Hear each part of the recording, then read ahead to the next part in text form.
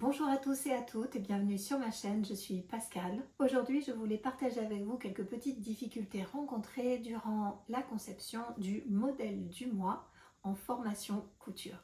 Pour celles et ceux qui ne le savent pas, je suis en formation CAP couture avec artesane.com. Chaque mois, nous avons un modèle à confectionner et à envoyer à la correction. Et ce mois-ci, c'était la jupe évasée Ambrosia, que l'on peut trouver aussi sur le livre de Christine Charles. Ce qui a été abordé durant le mois, ça a été l'entoilage, le surfilage, les plis creux, les plis plats, enfin toutes sortes de plis. Nous avons vu aussi comment coulisser une couture courbe, comment poser un zip invisible, comment avoir de jolies finitions. Enfin bref, nous avons vu énormément de choses et je dois dire que c'était très intéressant, très intense. Donc j'ai commencé par la jupe Ambrosia qu'il y avait à envoyer à la correction.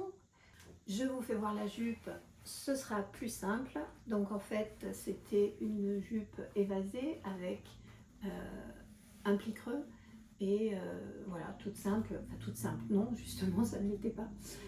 Voilà, donc je vous fais voir un petit peu le travail avec le zip invisible que l'on a là, etc.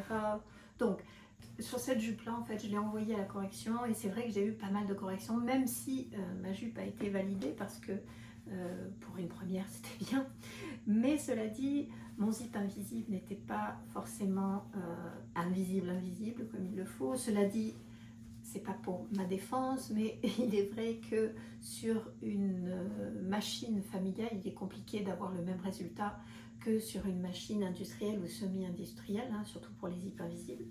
Donc c'était déjà pas mal. Mais les croisements, c'est-à-dire ce que vous voyez par exemple ici, vous voyez entre deux coutures là, ce n'est pas exactement à la même hauteur. Je ne sais pas si on le voit d'ici, donc ce n'est pas forcément à la même hauteur. Il y a un peu plus d'1 millimètre de différence, donc c'est vrai que dans un CAP c'est un peu compliqué. Ça passerait peut-être pas. Là, elle pourrait être mieux. De ce côté, je crois, pareil. Oui, de ce côté, pareil. Bon, c'est pas mal, mais j'ai décidé finalement de refaire entièrement la jupe, mais cette fois-ci dans une variation différente. C'est la variation 2 que j'ai choisie, celle qui a les plis sur le côté, que vous voyez derrière. Donc en fait, c'est un peu la même jupe, hein, à part que on a une série de plis plats cette fois-ci sur le côté. 3 d'un côté, 3 de l'autre. Sinon, ça m'a permis de retravailler le zip invisible. Donc voilà, aujourd'hui je voulais vous parler des petites difficultés que j'avais rencontrées durant la conception de ces deux modèles. Donc comme je vous l'ai dit tout à l'heure, déjà le tissu très agréable à travailler, vraiment magnifique ce tissu, je ne regrette pas, je répète, c'est le tissu de chez Stragier et c'est un sergé de coton vraiment extraordinaire, très beau, très agréable à toucher, etc. Le seul petit bémol pour moi, c'est que j'ai un chien blanc, donc ce qui veut dire que j'ai des petits poils blancs un petit peu qui se baladent, et en fait le sergé de coton en bleu marine accroche énormément les petits poils qui se baladent, donc je me suis retrouvée assez souvent à devoir retirer les poils de ma chienne qui se baladaient un peu partout. Donc la prochaine fois, je pense que si je travaille avec un sergé comme ça, je ne prendrai pas du bleu marine. Ensuite, le plus difficile, vraiment, ce qui a été vraiment compliqué pour moi, ça a été la pose du zip invisible.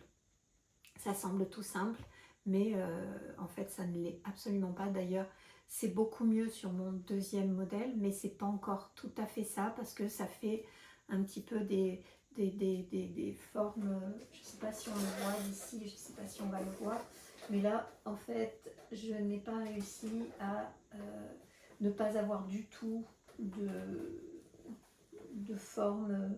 En fait, ça fait un petit bourrelet, voilà. Ça fait une forme un peu bizarre, là. Je ne suis pas trop fan.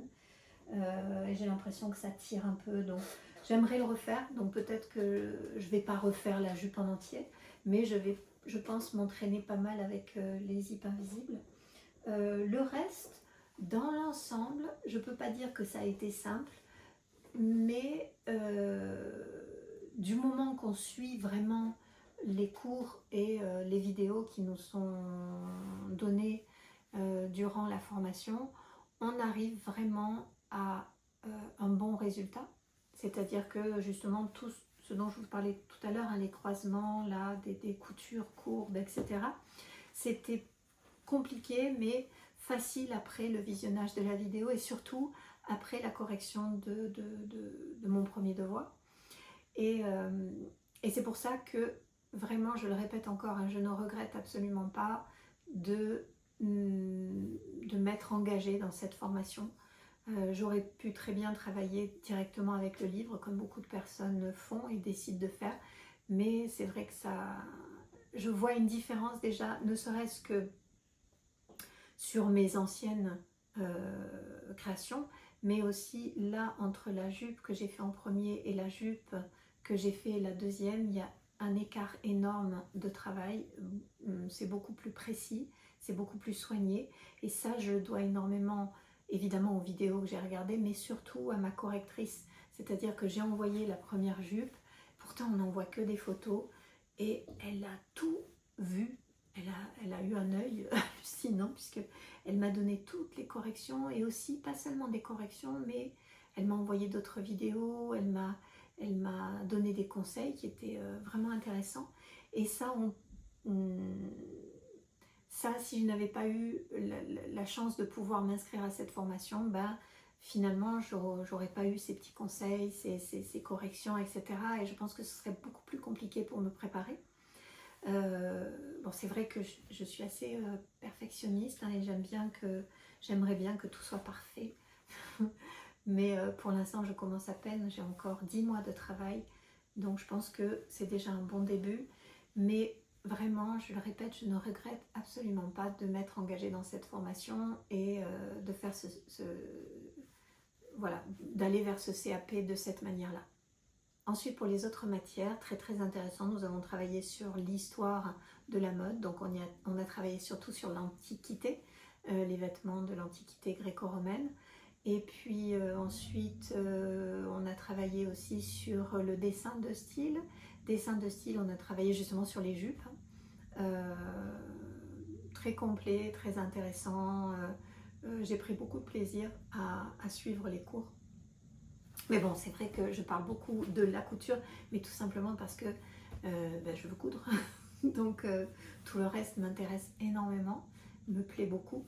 Mais c'est vrai que ce que je vois surtout là, c'est le résultat que j'ai eu ce mois-ci, et ce que j'ai déjà appris en un mois, c'est énorme. Voilà, je suis très très très très contente de cette formation, et j'ai vraiment hâte de commencer le prochain modèle. À part ça, j'ai continué à coudre mes kimonos, ce qui m'a demandé beaucoup de travail parce que finalement, à vous dire la vérité, ces jours-ci, j'ai dû coudre à peu près, je pense, hein, à peu près 5 à 6 heures par jour. Entre ce qui m'est demandé pour la formation, plus mes propres créations. Mais j'ai pris énormément de plaisir, donc c'est pas grave. Au contraire, je suis très contente. La vidéo d'aujourd'hui est légèrement plus courte, mais tout simplement parce que je dois préparer mes affaires pour partir en vacances. Nous partons avec mon mari en Écosse. Et donc, je vous dis à très bientôt. Et n'oubliez pas, si vous ne voulez rien rater, de vous abonner et un petit like. Enfin, comme je vous dis, c'est pas obligatoire, mais ça fait toujours plaisir. À bientôt!